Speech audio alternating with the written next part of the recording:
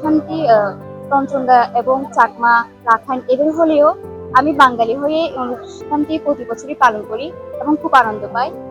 জানা যায় যে এই অনুষ্ঠানটি আমাদের সবার আগামী জীবনের সুখ শান্তি বয়ে আনে। সবাই গঙ্গা মার উদ্দেশ্যে ফুল ভাসিয়ে দেয় নদীতে এবং আমার এসে খুবই ভালো লাগে প্রতি বছরই। আমাদের সবার যাতে বছরগুলো ভালো কাটুক এটাই কামনা করছি। আমাদের তাই আমরা শুক্রবার সকালে এখানে ফুল বাঁচাতে আসছি, জাতি ধর্ম নির্বিশেষে যাতে আমাদের গত বছর সুন্দরভাবে যায় আমরা গেছে এবং আগামী নতুন বছরে যাতে সুন্দরভাবে কাটাতে পারি সেই কামনায় আমরা ফুল বাঁচাতে আসছি। আমাদের গৌতম বুদ্ধের শাসন রক্ষাকারী মা দিব্যি অরহত এবং গঙ্গা মা ভগবানকে উদ্দেশ্য করে নদীতে ফুল ভাসিয়ে ভগবানের উদ্দেশ্যে পূজা করার মধ্য দিয়ে আমরা মূলত আমাদের এই বিশুর আনুষ্ঠানিকতা শুরু করি।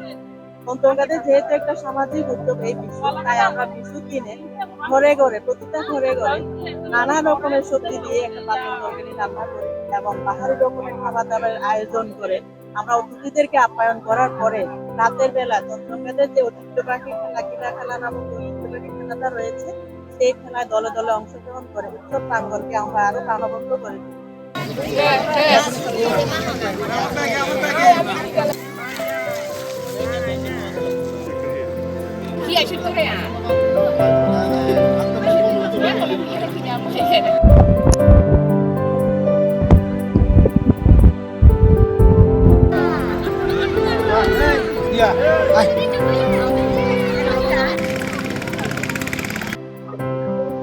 নদীতে ফুল যে ভাসানো হয়, আসলে আমরা ফুল ভাসাই না, আমরা ফুল গছিয়ে দিই মা গঙ্গার উদ্দেশ্যে। এই দিনে আমরা মনে করি যে এই দিনে ফুল গছিয়ে বা ভাসানোর মাধ্যমে নিজেকে পবিত্র রাখা পুরো বছর এবং গত বছরের যত সব জঞ্জাল আছে সবকিছু মুছে ধুয়ে যাক এই পবিত্র ফুল গছানো বা ভাসানোর মাধ্যমে আমরা এই দিনটিকে সুন্দরভাবে পালন করি।